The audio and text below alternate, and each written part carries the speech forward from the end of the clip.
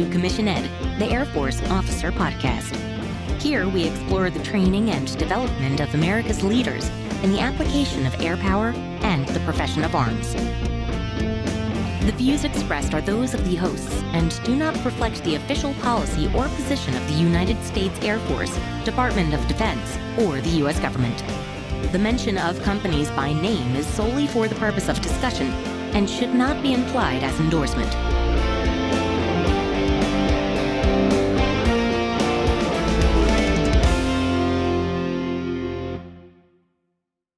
Welcome back to another episode of Commission Ed, the Air Force Officer Podcast. I'm Colin Slade. And I'm Reed Gann, and we're your hosts for Commission Ed. So Reed, today we are going to bring the audience, introduce them to Major Joseph Strabley. He is a logistics readiness officer.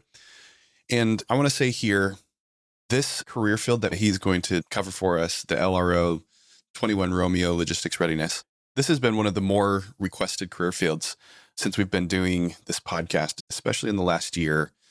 And I don't know if it's just coincidence or if it's because of what we have seen play out in Russia and Ukraine that logistics has been kind of brought up to the forefront, or maybe it had something to do with COVID and the impacts to the logistics supply chain.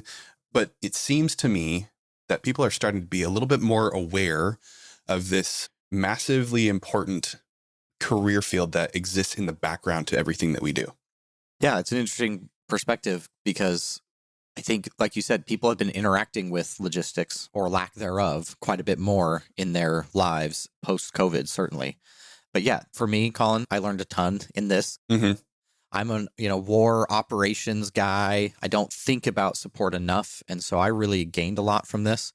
And I think our audience will too. And I'm excited to bring this interview to them today. Yeah, this is a really unique experience for the audience to hear from Joe, from Major Strabley, because obviously we haven't covered this career field before, but he comes at it from a very interesting and unique background that I think is going to be really useful. Not to give it all away, but he is a guard officer filling an active duty role at the moment at a higher level headquarters. It's not that that's not normal. It's just that kind of like logistics as a whole, you just don't hear about that very often.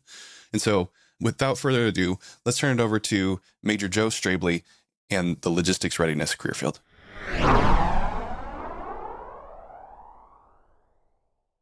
All right. So here on the podcast today, we have Major Joseph Strabley calling in from Germany. Is that correct? That's correct. USAFE A4. Okay, you're at the staff. We'll get into that a little bit. That's exciting. Maybe. Staff work is both great and terrible all at the same time, right? Absolutely. I take it you've done something in your past?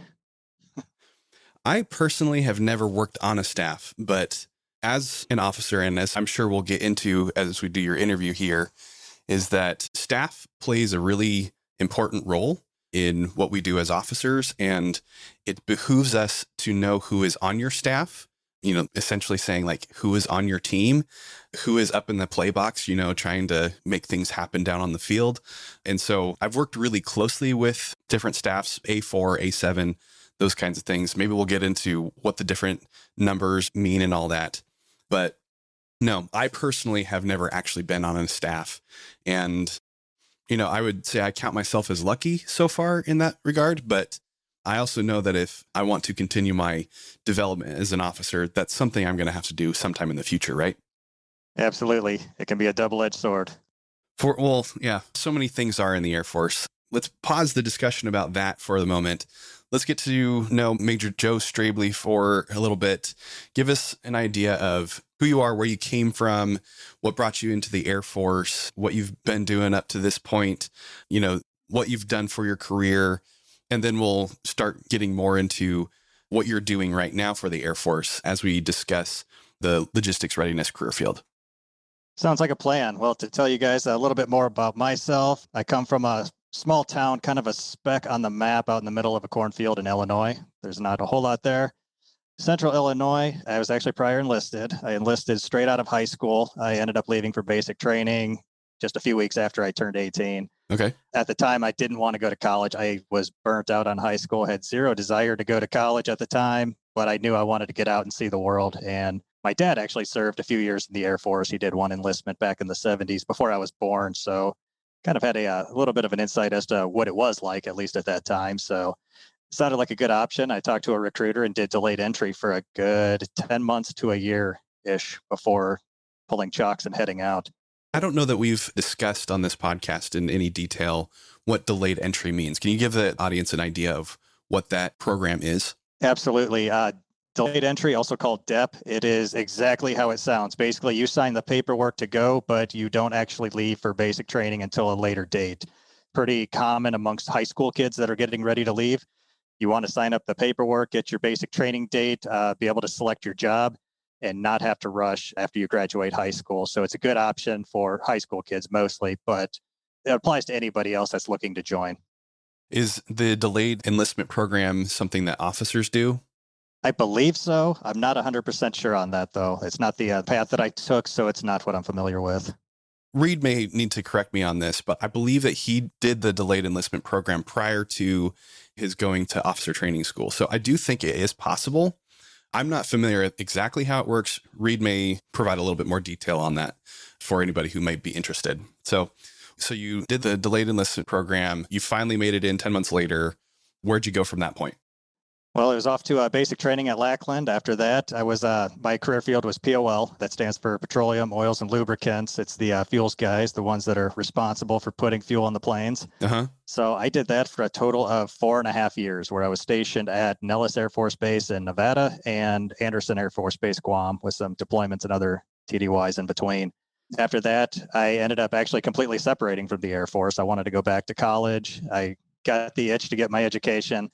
We were awfully busy at that time. This was around 2003. So as you can probably imagine, we were still in high ops tempos for after 9/11. Yeah. So the college wasn't happening while working 12-hour shifts. So I ended up separating. I went to college, got my degree from Southern Illinois University, and I actually enlisted again back into the Guard. So yes, Okay. I'm actually a TFI partner. Yes, could not get enough. I'm a TFI. I'm a Guard guy over here. But yes, missed it. I wanted to come back. I enlisted back into POL, and I did that for about 6 years before earning a commission as a logistics officer. Okay, so you're using the acronym TFI. Can you explain what that is? Total Force Integration. Yes, that is our active duty, Air Guard, as well as reservists combined. It's one mission, one fight. Yeah, so this is an interesting thing, and certainly one that we have not had the opportunity to explore here on the podcast. So not only are you on staff, you are in Germany, but you're also a Guard guy. You're an officer in the Air National Guard outside of the States doing an OCONUS mission. Absolutely. It's a little bit different of a combination is what you would expect when you hear of officers up on staff, but it is an option for us. We're able to get on like temporary duty tours ranging from 6 months up to a few years over here supporting USAFE staff. And we basically fill staff positions as the theater has grown over the years. We actually support both USAFE as well as AF Africa. So there's a lot of responsibility that we're covering there. And our active duty partners don't have the manning to cover all of that. So they're able to tap into the Guard and the Reserve to come over and help out. So that's why I'm here. Yeah, that's really cool. Probably one of the more lesser known opportunities in the Air Force. You know, so many people think that, you know, coming in that if they're going to travel, they have to be on active duty and they're going to hope and pray and beg, borrow, and steal their way into some of the more, quote, exotic locations. And I don't think that people realize that if you join the Guard or the Reserve, you can literally go anywhere, right? Absolutely. I mean, your mileage may vary depending on what it is that you're doing for the Air Force, you know, the specific career field that you're in, where you're at in your career in terms of development and, you know, what the ops tempo looks like, what the money situation looks like. But don't think that if you are planning to join the Guard or Reserve, that you're stuck at that one base in that one location, that one unit for the rest of your career, right? 100%. That point cannot be stated enough. There are options. Sometimes they're tricky to find. You have to know where to look, but they are out there. Yeah. Okay. So you studied at Southern Illinois. What was it that you studied? Economics. I ended up majoring in economics. I went there with the intention of going into respiratory therapy. They ended up shutting down the program actually while I was working on my generals to knock that out. Okay. So I bounced around majors a couple of times and ended up landing on economics. What was it that drew you to economics? Why did you finally decide that? Well, after bouncing around majors for so long, it was something I think I could finish up quickly and get out of the classroom. But other than that, the finance aspect of it interested me at the time. I thought that was something that I'd be able to take anywhere. It wasn't necessarily a business degree, but it was business related enough to get my foot in the door anywhere I wanted to go. Yeah. And sometimes that's really all you need is just, a key to unlock the doors. And as we'll discuss here, and as we have explored many times, throughout this podcast, is that what you study for your degree is not necessarily what you're going to do for the Air Force. We're looking for people who know how to study, people who know how to, do research, consolidate an argument, communicate your position, communicate a vision. And more than anything really is just like be able to, stick with it, have some grit over the long haul. And we have made no effort in concealing that we feel that the bachelor's degree should go away as a requirement for Air Force officers. But if it is to remain, that is the reason why it should. That is what we're looking for. Is it provides some ability for Air Force officers to know how to problem solve, know how to communicate, and know how to do something difficult for a long time. Absolutely, 100%. The degree does not necessarily dictate the job unless you're going into something like civil engineering. A lot of times they want somebody with an engineering background, or they would need somebody with a computer type background, but it's mostly those STEM specific career fields. Otherwise, as you said, they're looking for somebody that can lead and problem solve. Right, absolutely. So you got your degree. What was the process then from you graduating with your bachelor's degree? You're already enlisted into the Air National Guard. How did you then make that transition from E to O? Well, in the Guard, it works a little bit differently because what I was doing is I was applying within my own wing. So I'm already a part of the wing. You basically have to wait for there to be an opening. It's not like open recruitment for officers like it can be on active duty. It's more of selective. If they have a slot available, they announce it, you apply and go forth and conquer. So I was in POL, which was a part of the Logistics Readiness Squadron. This was a position within my squadron. So after 6 years of showing what I'm capable of, I think my commander at the time had faith and ended up selecting me. So that was the selection process. And then from that point, it was off to OTS. Now, that selection process, was this you just like talking to your immediate supervisor, talking to the senior enlisted leader, talking to your commander saying, hey, I'm interested in being an officer, and that was it? Or was there a board? Was there did you have to pull your records together and submit them? Walk us through what that looked like for you to give us an idea of what it might look like elsewhere in the Guard. Absolutely. So that initial conversation is the jumping off point. But then after that, once the position was announced, the position announcement had all of the details that were required for the package. It was just basically all of my records, personnel records, fitness records, et cetera, and package that up, submit it up to FSS, and they take it from there. And once they comb through all the packages, determine who all is eligible, who meets the requirements, and who does not, they weed them out that way. If selected, you end up going up for a board. So it is full dress blues, 3 officers. My group commander at the time was the board president. So it was an 06, an 05, and then an 03 on the board. Okay. So a little nerve wracking for a staff sergeant at the time, young staff sergeant. But yeah, I went in there and the board lasted probably about 30 to 45 minutes of just getting grilled with questions. I think they're trying to determine, once again, can you think on your feet, and how would you lead? How would you problem solve? And they get a good feel for that within the board process. So after that, they end up racking and stacking according to the board selection.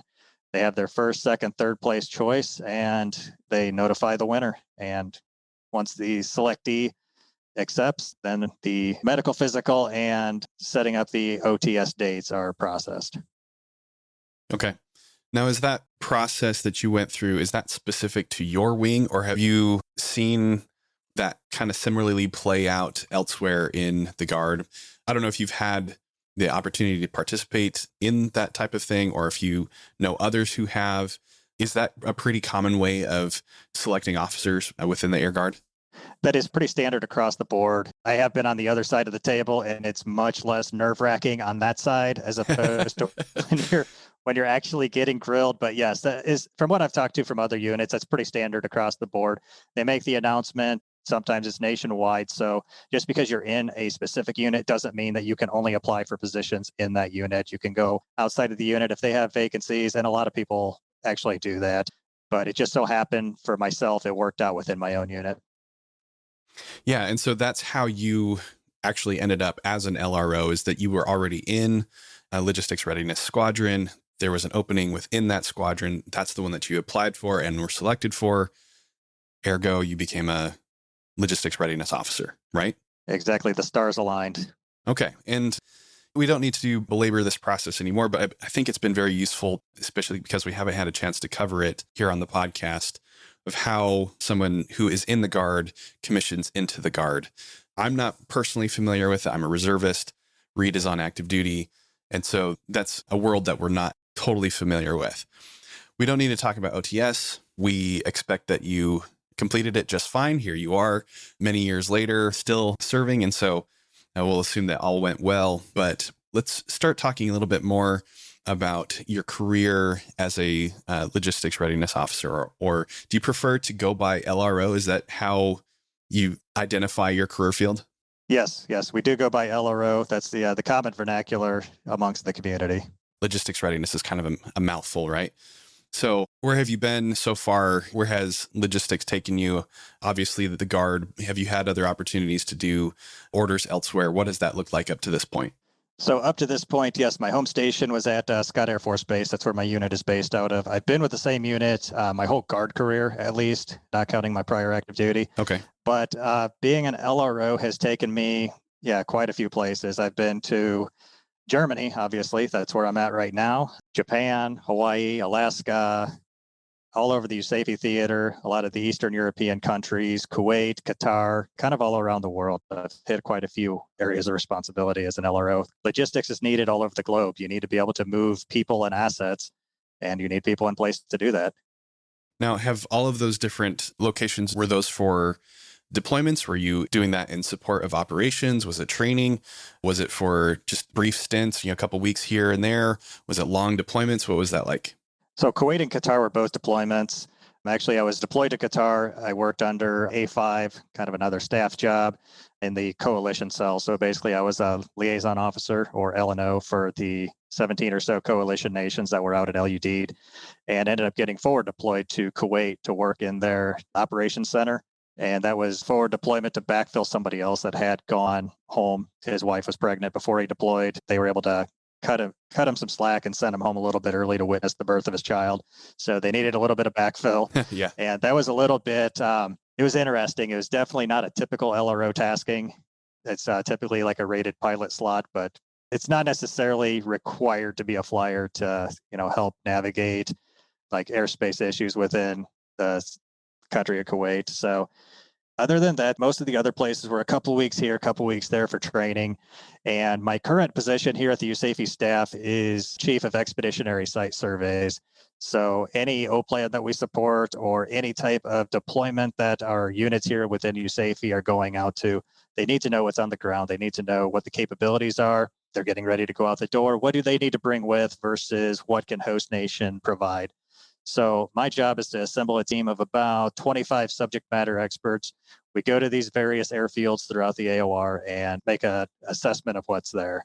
So we're talking everything from the airfield to DFACs and lodging, fuel systems and storage capabilities, aerial ports, looking at their vehicles, pretty much running the entire gamut of what is available at that base. We keep it in the repository, and then anytime a unit is getting ready to deploy, or we have to assess what capabilities they have, the site surveys are the first place that we go to. So a lot of these TDYs I've been on have been through site surveys. Yeah, that's a really interesting capability that I don't know people are very familiar with. The fact that the Air Force, yes, we can get anywhere in the world within 24 hours. but we have to have some place to go to, right? Exactly. You have to know if you can land there. You have to know if you can refuel and where you're going to eat and sleep. Yeah, really important things that greatly affect our ability to continue operations downrange. And so that's a really cool opportunity. Is this position that you're doing typically a guard position, or are you just supplementing the active duty staff because numbers, right? Yes, it's not a guard position. Basically, it is a logistics future ops position. And I happen to be in that office. So they needed somebody to fill it. I got here at the right time. Awesome. So I think therein is a really good place for us to transition fully into the exploration of the 21 Romeo Logistics Readiness Officer career field. Let's have you give the audience an idea of more broadly, more big picture, what the career field is for. Who is the LRO? Why did they exist? What are the things that they bring to the Air Force? Let's try to understand how critical this position is to Air Force operations. Absolutely. Well, for any type of Air Force operation, logistics is incredibly important. You have to be able to get your people to the right spot at the right time. You have support assets there, as well as anything required to fix the aircraft or support the aircraft. So logistics readiness officers, LROs, we basically lead the people that are making that happen. We have 6 different enlisted AFSCs within a typical LRS squadron. So the day-to-day operations of an LRO can completely vary. We have everything from fuels to our traffic management, aerial ports, supply, logistics plans, as well as vehicle management. So we're pretty much hands-on with everything support related. So I think the running joke of our tech school training was that we're the jack of all trades, master of none. Our training is a mile wide and an inch deep. It's not possible to teach one person all of those AFSCs and expect them to be an expert at any of them. So we just kind of need to know enough about it to speak intelligently about it and be able to make decisions when decisions need to be made. So the typical day in the life of an LRO could be completely different depending on what section you're over, what flight you're over, as well as what unit you actually belong to, what the mission set of that unit is. So, for example, what you do for an LRO is going to be slightly different for a fighter wing as opposed to a missile wing. Absolutely. Those are going to be completely different mission sets, and heavy aircraft as well would be another completely different mission set. For example, you would not have a full-blown aerial port, which is the passenger terminal, as well as where the cargo is loaded on the plane at, say, a fighter or a missile wing. You wouldn't have the need for that capability. Right. But if you're at a C-17 unit, that is your bread and butter. So that is, what you're going to be doing all the time, right? Absolutely, completely. So as the mission set changes, so does your area of responsibility. So it's hard to paint an LRO with like a single brush because we touch so many different areas. Yeah, obviously you're the expert here, but I would imagine that the LRO is going to have their fingers in lots of different things. And, my experience as a civil engineering officer was exactly that. That obviously our responsibility was to focus on facilities and the infrastructure that support those facilities that support the mission, right? But being a CE officer allowed me to go everywhere, touch everything. And I would imagine that would be similar for the LRO because everybody, whether they know it or not, whether they like it or not, needs logistics, just like they need a facility where they can do operations.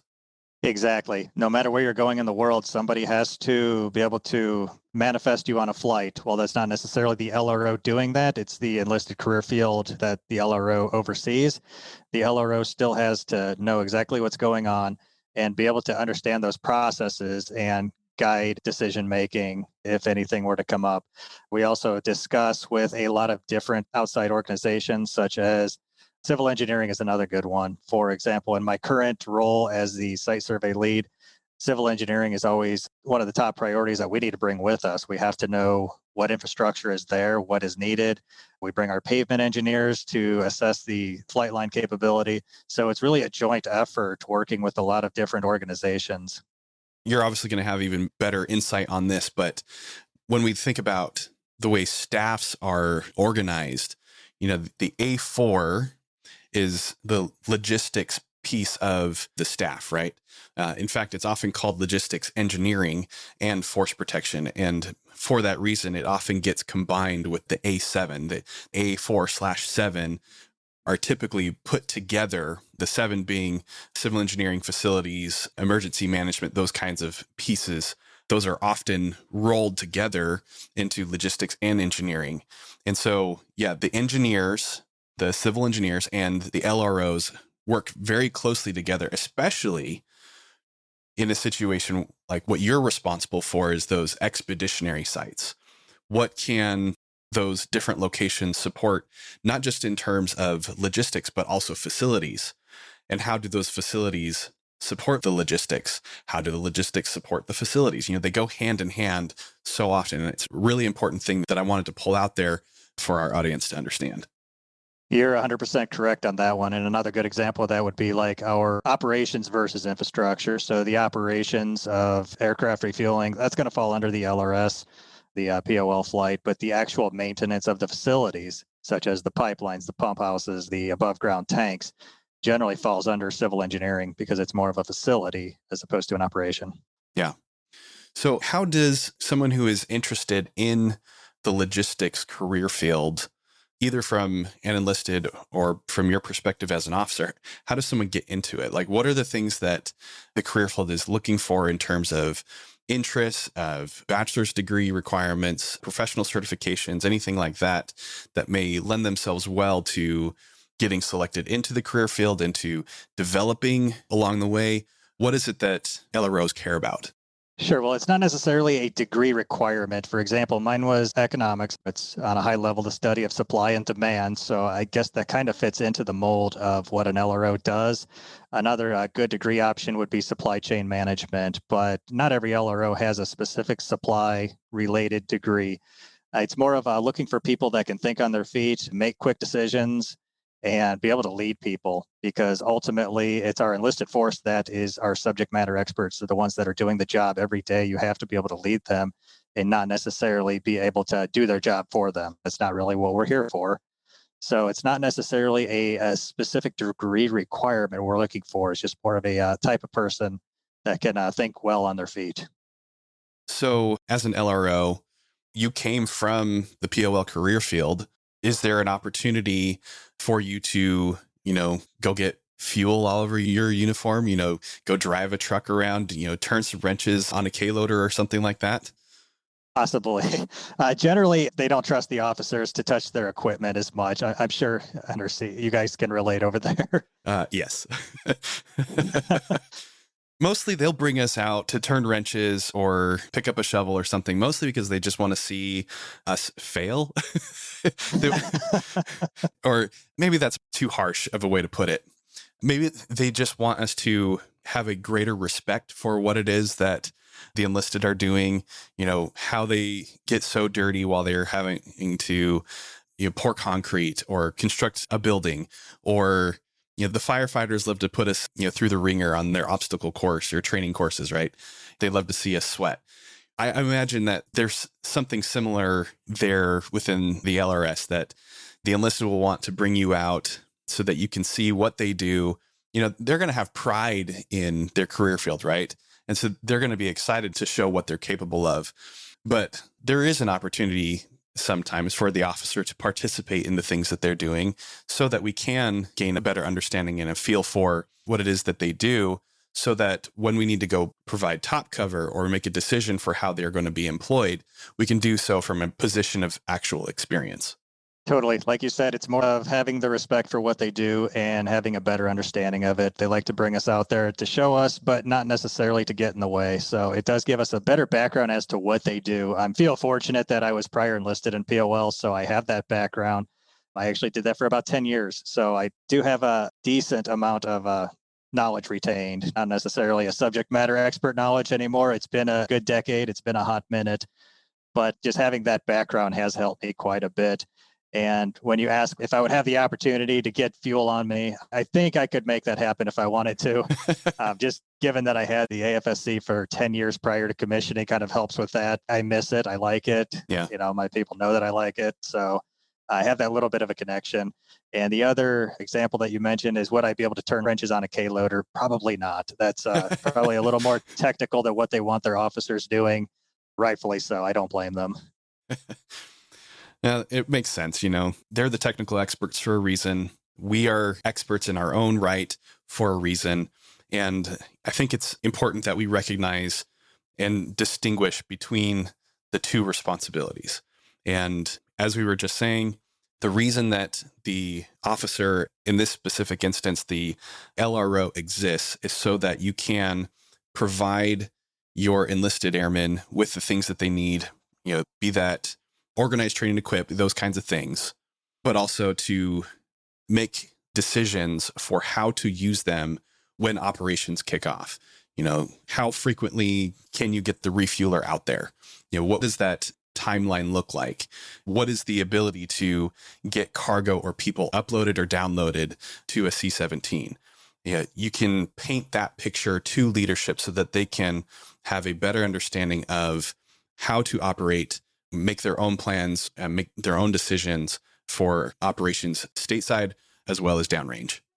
100%. We have to be able to be there for our people and help them succeed, and they help us succeed. It's kind of a joint effort there.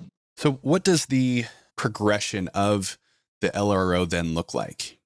Obviously you're going to spend some time within the squadron working with fuels, vehicle maintenance, aerial port, moving around the different sections of the squadron, maybe spending some time at the installation deployment cell, pushing people downrange. And we now know that you're at staff. So obviously staff work is a likelihood, a possibility for the LRO. But what else is there? What are the other opportunities and the career progression? What does it look like for the LRO?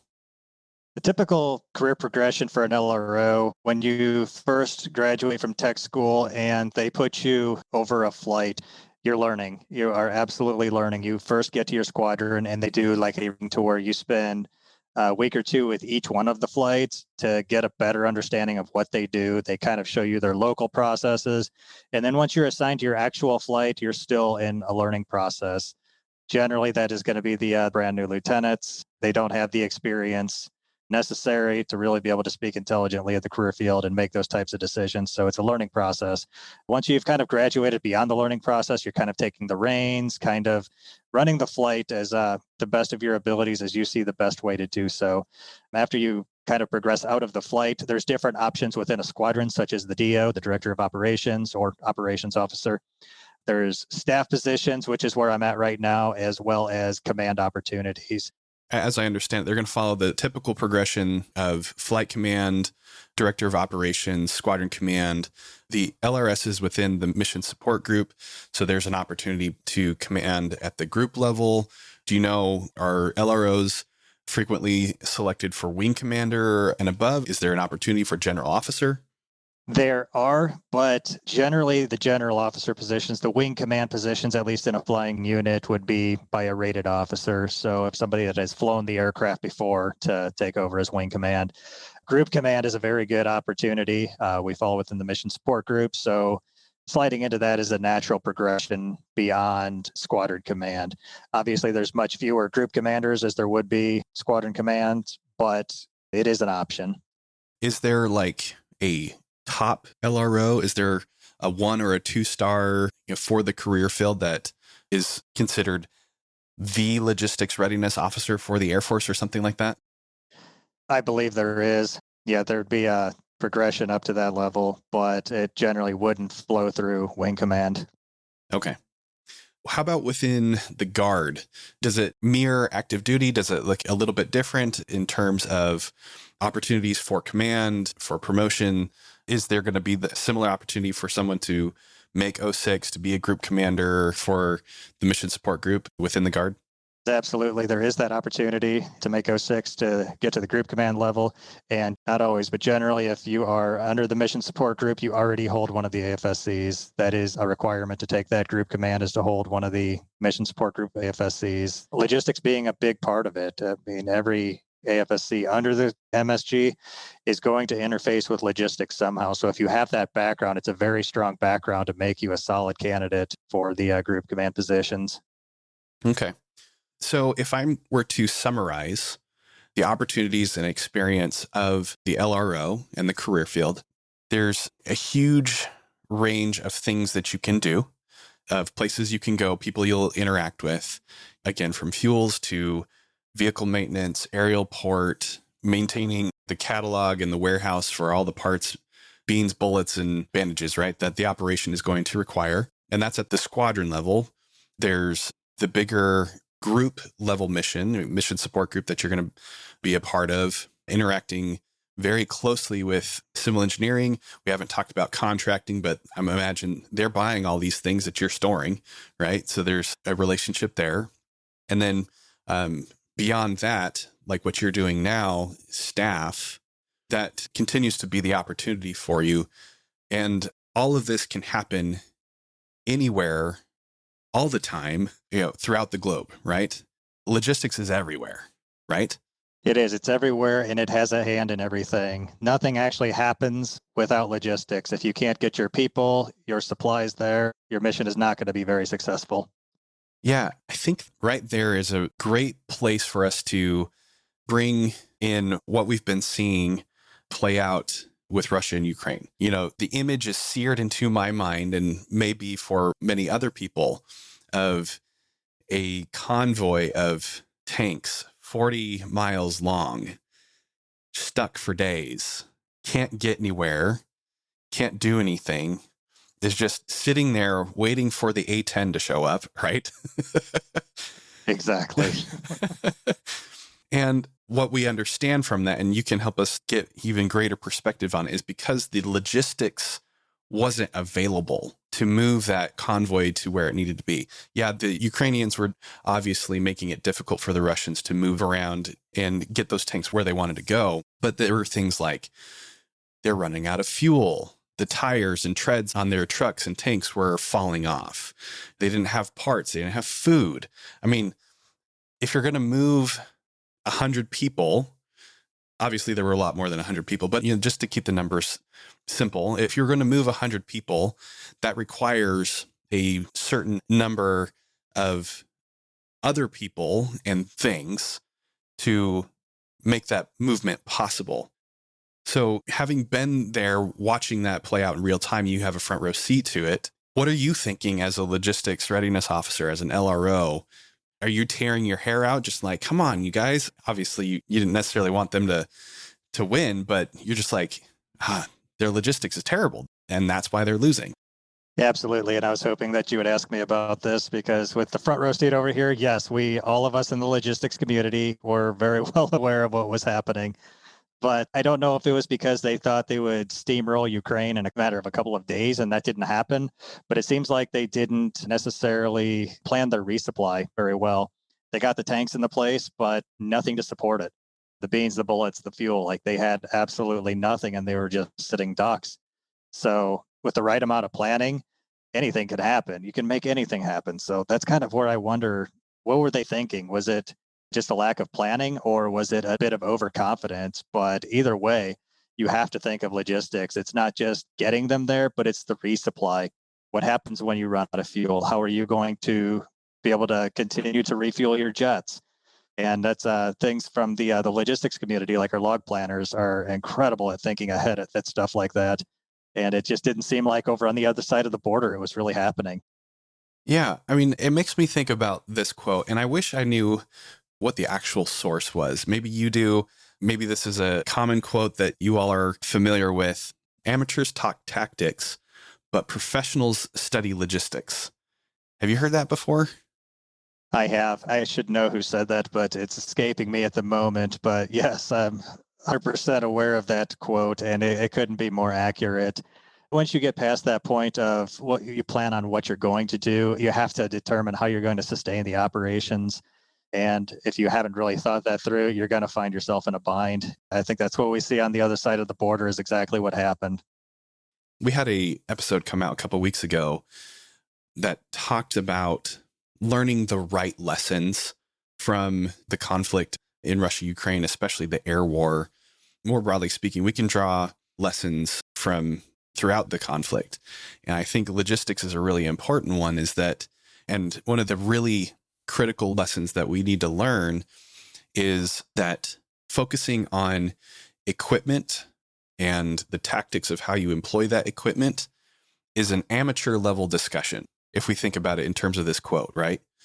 But if we're going to really be professional about it, because we are professionals in the profession of arms, we need to elevate the discussion to the logistics level. Like you said, how do you sustain the operation? Not just how do you employ the equipment, the people, and their capabilities the one time, but how do you do it again and again and again? And that obviously is going to take logistics to do it. It does. It's almost like chess versus checkers. If you're playing checkers, you're thinking of your next move, or if you're playing chess, you need to think more moves ahead. You have to think how your opponent's going to react and then what you're going to do afterwards. So that's going to determine, in a real life situation, that's going to determine how you go about resupplying, how much you're going to need, and how you're going to get it there. So we have great people over here that are able to plan all of that out and make things happen. So let's think through, how does an officer, whether they are an LRO, whether they are a civil engineer, intel officer, or maybe a flyer, how do they think more like a professional instead of a tactician? How do they think long-term? What can the officer of any career field learn from the LRO? From the LRO, I think it is flexibility. Flexibility and always having a backup plan. No matter how you think the correct way to do things are, how it should be done, when it should be done, there might be something that you haven't thought of, and it always pays to have a backup plan in case things go awry. So always be flexible and always have a backup plan. And what does flexibility look like to you? Obviously, having a backup plan, is that backup plan an alternate version of the primary plan with just a couple of variables changed? Is it something altogether different? Is it a conversation with people that you wouldn't normally talk to, coming to find out what other capabilities exist? What are some actionable things that you would want Air Force officers across the board? What are the conversations that you would want them to be having so that they can develop that flexibility? Well, ultimately, the operations are what's going to drive logistics. We don't necessarily drive the operations. Wherever we're going to put the planes and fly out of, that's what we need to support. So it's important to have that flexibility to where if a base changes or a capability changes, we still need to make the mission happen, regardless of whether plan A is going to happen or you need a plan B. You always have to be flexible because we don't always have control over all these changes. In fact, we seldom ever do, but that doesn't mean that we need to stop supporting. We still have to support. We still have to make the mission happen at the end of the day. Yeah. If anything, this conversation has reignited in me the desire to get to know my fellow LROs and become familiar with the challenges that they are dealing with, understand the capabilities that they bring to the fight, and do what I can within my sphere of influence to enable them so that they can enable me. It feels like it needs to be a joint partnership, as you've alluded to many times. It does. It goes both ways. So, LROs can learn a lot from our civil engineering counterparts as well as other officers across the board. The more contact that we have, and I think that starts off at the young CGO type level. I've seen organizations out there such as like CGO councils that gather up various career fields on base just to have that type of crosstalk, get to know each other. And starting that at a young age, I think, is incredibly important. The more that we know about what each other does and what each other needs in order to be successful, the better we can help each other out and the better off the mission's going to be at the end of the day. Yeah, absolutely. Well, Joe, I think that is a good place to invite the audience to reach out to their fellow LROs if they reach out to their fellow LROs if they're already in the Air Force. If they're not, they want to become more familiar with the career field, or if they want to learn more about being in the Guard as an enlisted POL troop or commissioning, if they want to reach out to you for that type of information, what would be the best way for them to get in touch with you? The best way would probably be email, my government email over the global. I'm in and out TDY quite a bit. So if I give out a phone number, I may or may not be there. So I welcome anybody to reach out with any questions that they have, and I'll be happy to talk with anybody. Awesome. Yeah. So we'll link that in the show notes and greatly encourage anybody to reach out to you if they have any questions about the career field or anything else. Well, this has been really fantastic, Joe. We have one final question before we let you go. What does it mean to be an officer? What does it mean to be an officer? That is a good question. For me, being an officer is just being there for my people and being able to lead, being that example that they can follow and being there if they need any help with anything at all. Ultimately, we are not the doers. We're not the hands-on people, but we have to be able to speak intelligently about the career field. We have to be able to lead in that sense. So I think that as far as being an officer, it is just showing that leadership and being the example and empowering our people to lead as well. Awesome. I could not agree more. This has been fantastic to spend the time with you learning about the LRO career field, logistics as a whole, encouraging you and me, as well as everybody else who is listening to this, to not be an amateur, but be a professional, right? To think in terms of logistics instead of tactics. Try to elevate our planning, our perspective, and partnering with other people that are going to help us to do the operation, not just one time, but over and over and over again. How do we sustain things over the long term? Exactly, 100%. That is the entire gist of being a professional, is just being able to continually sustain the operation, be flexible, and always have a backup plan. Well, awesome. Major Joseph Strabley, it has been a pleasure. Thank you so much for coming out and joining us today. Thank you, Colin. I appreciate it.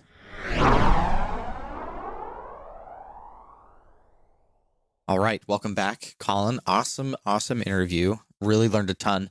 You guys both mentioned the DEP program, the delayed entry program. So, yeah, because we had said delayed enlistment program, right? Yeah. And it's actually commonly referred to that. And you'll understand why. It almost always applies to members who are enlisting. Once they've committed, they said, I am going to do this, until they actually ship out for basic military training. And honestly, it just seems like a tool recruiters have to kind of keep tabs on people. So, okay. Yes, it does apply to officers prior to their shipment out to OTS. And yes, I did participate in the delayed entry program.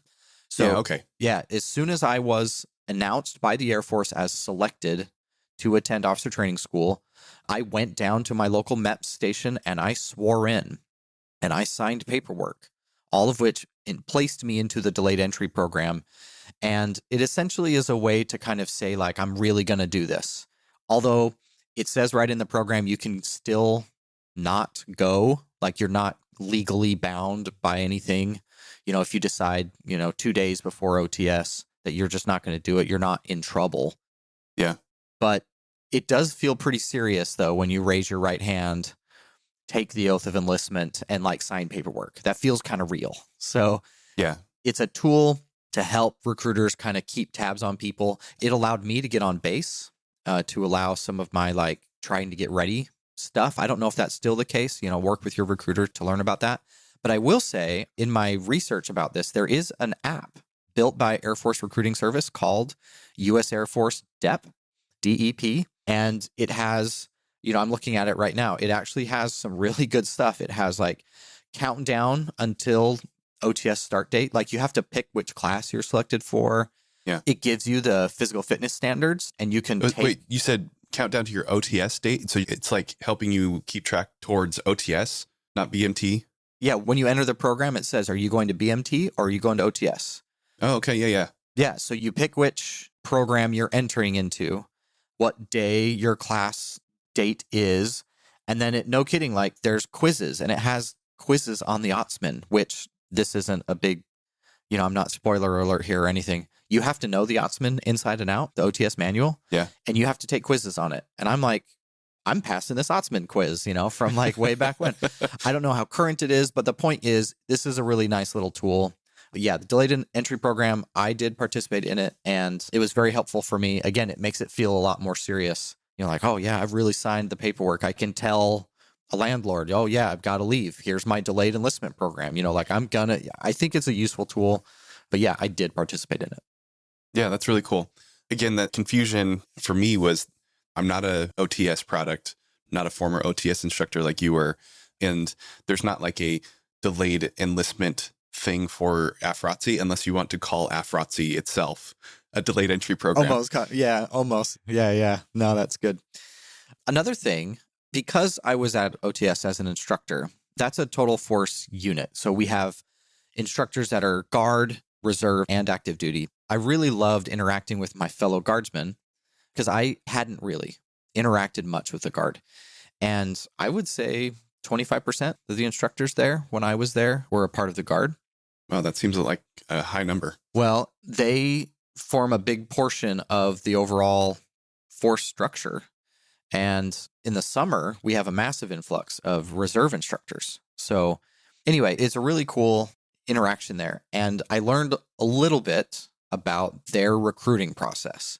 Okay. And you guys kind of mentioned the interview process and the board process. And you asked Joseph, how specific his process was to his guard unit. And again, not having gone through the process myself, but talking to multiple officers and having these things confirmed by multiple members of the guard, each guard unit's recruiting process is very specific to that unit. I've heard and had confirmed by multiple sources that many will have, they want to know, like, do you know what the state bird is? Do you know what the state flower is? These are things they want because you're interviewing for a guard unit, which has responsibilities to the state and the governor in that state. They want to know that you know the state, that you have some sort of allegiance, that you understand what it is to be a member of the Utah Air National Guard or whatever organization you're trying to get into. I spoke to someone who said that a big part of joining their guard unit was softball. They would ask what position you played in softball because that was a big part of their unit. So I don't know. I mean, there's so many units out there, but just know the recruiting process will be very specific to that organization. Yeah. And while you're describing this and bringing in the piece of information that we so often hear, that getting into a guard unit is like, trying to like rush the club, you're trying to join a family as opposed to a friends group, right?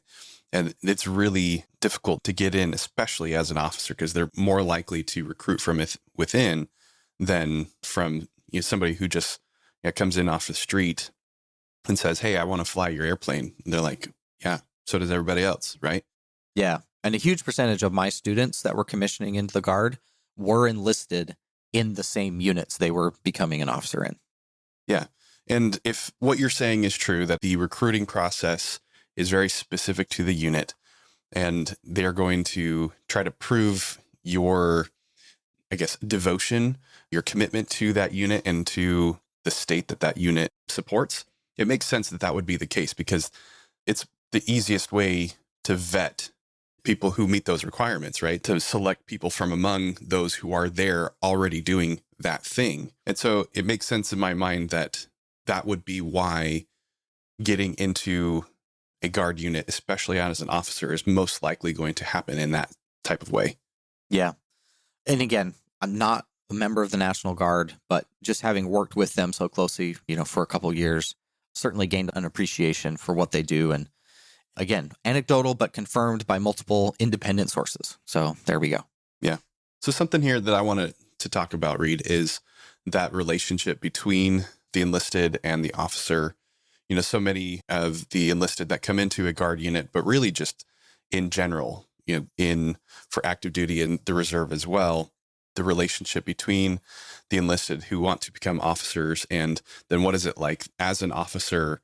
What is the ongoing relationship like? And we got into this a little bit in the interview when we were talking about, since Joe is a former POL troop, fuels troop, that he could go do those same things with the enlisted folks, or going down to the vehicle maintenance area and working on the K-loader with the enlisted there and getting his uniform dirty, right? So I want to talk about what that relationship is like. And what we were discussing is very familiar to me as a civil engineering officer, where the opportunity for us to go and do something with the enlisted is actually very much encouraged and very probable, very easy to do, quote, easy to do, right? Because they're always out there in the field, digging holes, fixing pipes, doing construction work for concrete or carpentry or something along those lines, or going out with the firefighters, or doing a controlled detonation with EOD, or doing CBRN training with the emergency managers. Civil engineering has 11 different AFSCs. And so there's lots of opportunity for us to get out there and get dirty with the enlisted. That seems to be the case with the logistics readiness career field, the squadron there, for those officers to go out and get dirty with their enlisted airmen, right? And that's a really important part of what we do as officers, because it develops that respect for what they do. It develops our understanding of what this squadron as a whole is capable of, but more specifically, each career field and the demands that are placed on them and the effects that they can achieve. Because I'm not an operator, I don't know what that opportunity looks like on the operations side. And so I wanted to bring it up here for you to speak to that side of things. How often is the intel officer going to be able to sit down with their 1NO, the analyst, and be able to, quote, analyze some intel? What does that look like? Yeah. And I love this whole discussion. And I was absolutely thinking of that as Major Strabley was talking about, could you go and do POL stuff with the POL troops since you came from that? And I love this idea. It's not as common as it should be. So in Intel, there are 6 basic, core enlisted AFSCs. And within many of those, there are shreds. So just in, say, the 1 and 2, the signals analyst, you have alphas and charlies. An alpha cannot do a Charlie's job, and a Charlie cannot do an alpha's job. So, there are, if you take all the shreds, we're probably approaching 10 different AFSCs. And each of those has a very rigorous training pipeline. And, the equivalent of a 6-month tech school plus additional follow-on training. So it's pretty uncommon, unless an officer came from the enlisted, for an officer to be qualified enough doing the enlisted's jobs to really engage with them at their level, because they're just so much better at it than you are. And he described that in LRO tech school. You just he said, a mile wide and an inch deep. And I'm just nodding my head. I'm like, yep, that is it. Yeah. This is an image. You have imagery analysts. Next, that's their entire focus, and they're extremely good at what they do. But I think it's super important to, quote, get dirty and get your hands involved in what they do, if for nothing else, for you to gain an appreciation like you described, and to also show to your folks that you value what they do, that you care enough to learn about it so that you can OT&E, so you can organize, train, and equip. Yeah. That's, I think, the biggest thing that we need to do, especially as operators, is to be able to, we make decisions that impact their lives. Right. And if you can't even understand at all what it is they do, you're not going to have the credibility with them. They're not going to respect your decisions. But if you can sit down with them and gain a deeper appreciation about what they do, not so that you can do it or do it better, that's not it. Right. It's so that they can understand, hey, this officer is making decisions, but they came and they sat down with me for 3 or 4 hours yesterday to understand what it is that's going on here. They will give you their leadership, their followership, more than they would if you just sit on your ivory tower and command by email. Yeah. Don't do that. No, absolutely. Yeah.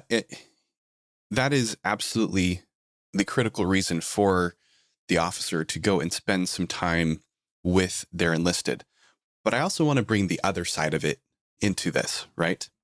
That it is the opportunity for the enlisted to gain an appreciation for what it is that the officer brings to the fight, right?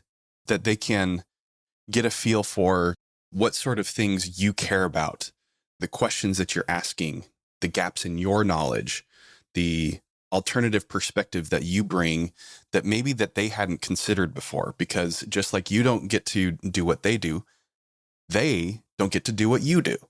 And I think that there's a whole lot of synergy that can be captured there. It doesn't have to be the 3 to 4 hours, like you said, that would be great.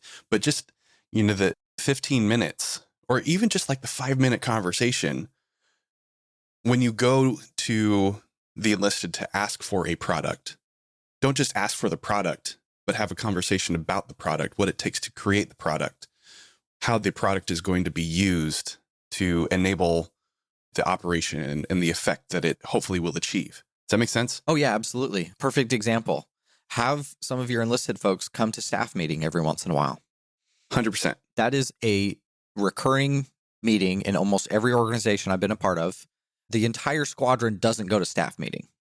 It's not going to happen. Yeah. Every once in a while, especially like you said, if you've had someone work on something, allow them to come to the thing where it's going to be presented so they can understand and see the purpose and intent. Yeah, 100%. And so, Reed, this actually leads me to my next point, where we talked a little bit about the higher headquarters staff, and I want to draw that kind of that same relationship and conclusion with the higher headquarters and what's happening at the squadron. So often there seems like there's this huge divide between what the staff does and what the squadron does. And we should try to close that gap by spending time with each other, right? Now, I recognize that it's not always going to be possible for you, the point of contact at the squadron, for a particular RFI or product or a tasker that the higher headquarters needs, for you to then fly to Scott Air Force Base and spend some time at AMC, right? I don't know that that's always going to be the case, but we can try to replicate it in principle, in that the staff can communicate down to the squadron, this is how this product is going to be used, to inform a commander, build a plan, allow some decisions to be made. And same thing on going the other direction, that the squadron can bring people from the staff, quote, down to their level, right? And show them, this is what we're dealing with. This is what it takes to produce that product. And try to get after this gap that so often exists between what's happening on the ground versus what's there at the staff. Yeah, and it is so important. This was my daily life when I was at the 613th Air Operations Center at Joint Base Pearl Harbor Hickam, because the AOC is functionally aligned under, and we'll talk about this in a moment, A3 operations. Yeah. Right? And during an exercise or conflict, it immediately starts to report directly to the 4-star, the Joint Force Air Component Commander, the commander of Pacific Air Forces. So we report to the A3, but in wartime, we're tasked directly by the commander of PACAF.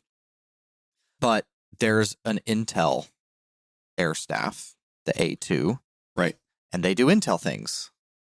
Well, they've got this massive organization over at the AOC doing intel who reports directly to their boss, but they don't have any say in how that goes. A2s don't tend to like that. They kind of want to get their fingers in. And so I don't think any staff likes to have like their thing taken away from them, and they want to touch everything. Yeah. And we'll talk about the structure, but this was my daily life. Well, the A3 said, well, the A2 said, I'm like, well, I report to the A3. Anyway, yes. Yeah. And Colin, this is the job of a CGO. Oh man, this is an action officer thing. If you can get over the fact that some captain emailed you from staff and needs something, if you can just like shelve your initial reaction and connect with them, it's going to be at the action officer level where you can smooth all these things over. Yes, I know their boss might be a 3-star, and yes, you've got to get it done quickly. But this is where like the little minions can actually have a massive amount of power, is if they can like shelve their emotions and work together and connect with people. So yeah, why don't we run down kind of like the structure and how you'll typically interact with them, because I think it'll put it all in context. Yeah. So I'm just going to quickly go through the list, A1 through A9, to give us all the idea of what the different functions are and what they cover. And then you and I can talk to the different staffs that we interact with most frequently and draw some conclusions there, right? Yeah. So A1 is manpower and personnel. A2, intelligence. A3, operations, A4, logistics, A5, plans, exercises, training a little bit, A6, communications, A7, installations, mission support facilities. A8 is strategic plans and programs, which is not the same thing as A5 plans. Maybe we can talk about that a little bit. And then A9 is analysis, assessments, lessons learned, trying to capture what the rest of the staffs are learning. Real quick before we go on, Colin, this staff structure exists across the services and at the joint level.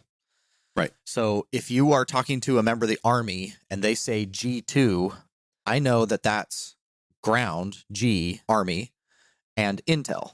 This number structure exists across the services. The J3 is at the joint level, operations. Yeah, this structure applies across the DoD, and you got to know how this works. Yeah. Well, and we actually get these numbers through this organization from the Army. They're the ones that developed it, and they actually run it at the battalion level. Yeah. They have a battalion S2 that's in charge of intel, or an S3 that's in charge of ops, or S6 that does comm. And the Air Force is moving the direction of pushing the A staff organization down to the wing level. So gone will be the typical wing staff structure that has existed previously, where they have a wing safety office and the comptroller and plans and programs and those kinds of things. They're going to be shifted around and fall under an A1, an A2, A3, and so on and so forth. Hallelujah. It's such a useful structure. I'm glad to see it coming down. And we've seen that in our wing. We've seen those hints kind of trickling out. It's happening. And Colin, like you said, each of us in your different AFSCs and your different career fields, your different functions, you tend to interact with different parts of this. As, an operations guy, I have dealt with the A3 quite a bit. I already talked about that when I was at the AOC, and also with the A2. That is my knowledge set. At Headquarters Air Force, they've actually combined the A2 and the A6 into a single headquarters element because of the convergence of cyber and intel. Yeah, so the 6 refers to communications, but communications are going to most frequently occur in the cyber domain. And well, what else happens in the cyber domain? Well, intel does. And so you can see the convergence there. Yep. Another one you mentioned, Colin, is plans and programs and strategic plans and programs. I've almost always seen those as A58. Yeah. A5/8, because they've just kind of converged those planning functions. Yeah. And other things that frequently get combined are the A4/the 7, which is the mission support, because logistics and mission support almost invariably go together. It's very rare that a logistics plan is not going to also require some sort of facility from the civil engineering side of things. And so you can see how those two will play together quite frequently. Yeah. You got to know how these staffs work, how this organization, how this structure works. And it's a good idea wherever you are, just go up your chain of command, think about your function, and pretty quickly you'll be able to find, what headquarters element, what staff element kind of runs your organization. At the headquarters level, I heard this once from a 2-star, and it was the first time I'd heard this, but it was really helpful for me to understand. When you think about leadership, you think organize, train, and equip. Yeah. When you start talking Pentagon staff level, it's policy and oversight and guidance. Yeah. So they are the ones. And money. Yeah. It's always about the money. However, this idea of organize, train, and equip is still kind of tactical if you think about it. Yeah. These are the folks deciding, do we need our officers to have bachelor's degrees? That's going to happen at A1. Well, yeah, I know. But that kind of decision-making, that kind of discussion is happening in the halls of the Pentagon at A1. Yeah. And so at your level, you need to understand what it is that your role is. And very often, Colin, you and I fall into this trap all the time. We'll start talking about things and solving the world's problems without taking notes around the water cooler. And you need to realize, that is a staff job. That is way far from you. But understanding where that staff function happens can help you maybe influence that process. Yeah. So if you are of the mind that officers should not need bachelor's degrees, you have a point of contact, you have an office that you know will make that decision where you can flow that idea to, or you can reach out to and get some feedback on your idea.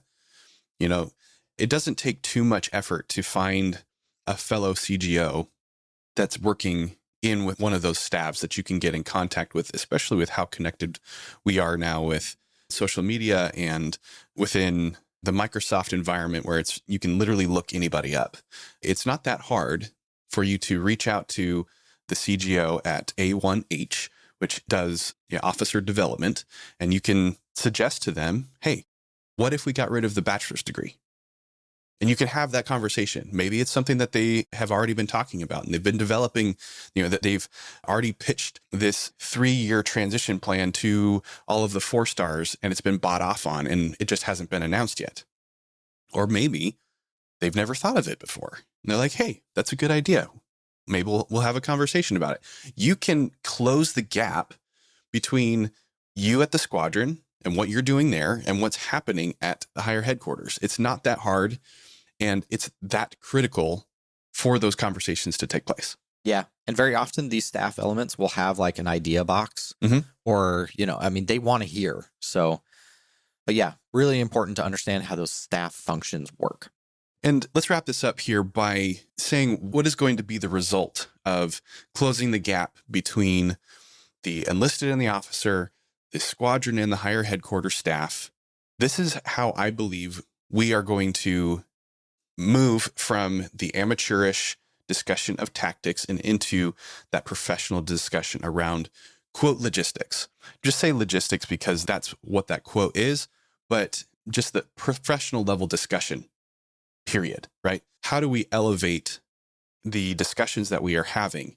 It's by doing this very specific thing, is getting to know what's happening at the lower levels, getting to know what's happening at the higher levels, and trying to find the commonalities, the differences, capture that synergy so that we can really get after the issues that are facing us. Yeah, absolutely agree. And, you brought up that quote, Colin. You guys talked about it in the interview.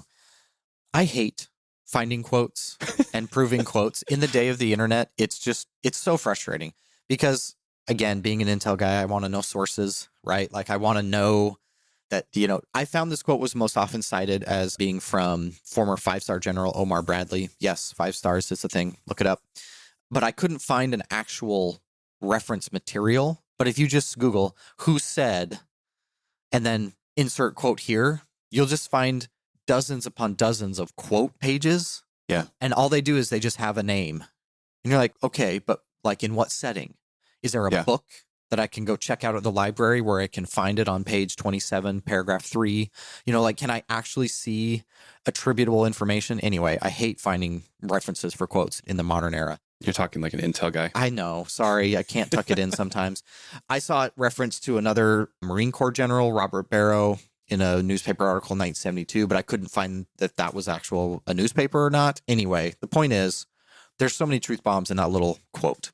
Amateurs discuss tactics. Professionals discuss logistics. Yeah. Because it's absolutely true. And like you said at the header, we've seen that play out in the Russia-Ukraine conflict. Russia has looked amateurish because of logistics. Now, whether it's they didn't plan the right kind or they didn't plan them at all, that may be something we won't ever know. But like you described in the interview, seeing a 40-mile long convoy of heavy materiel just sitting there is not a good look. Yeah. and you're not going to win if that's how things are playing out. 100%. Yeah. Yeah. Hey, last thing for me, Colin, I really enjoyed the interview with Joseph. I could not help but think this guy's going to make $1 bajillion someday. And why do I say that? First, he studied economics, and now he's a logistician in the United States military, widely regarded as the pinnacle of logistics. Yeah. Because we have to move crazy stuff in crazy quantities in incredible speeds. To crazy places. Yeah. So just to put this in context a little bit and what I'm getting at, if you have ever bought something online, you have been involved in logistics. Heck, if you've ever bought anything ever. Yeah, I was just going to say. Yeah, but just contemplate for a minute. I live in Dayton, Ohio. I can go right now, like a mile away, and buy lemons. It's June right now when we're recording.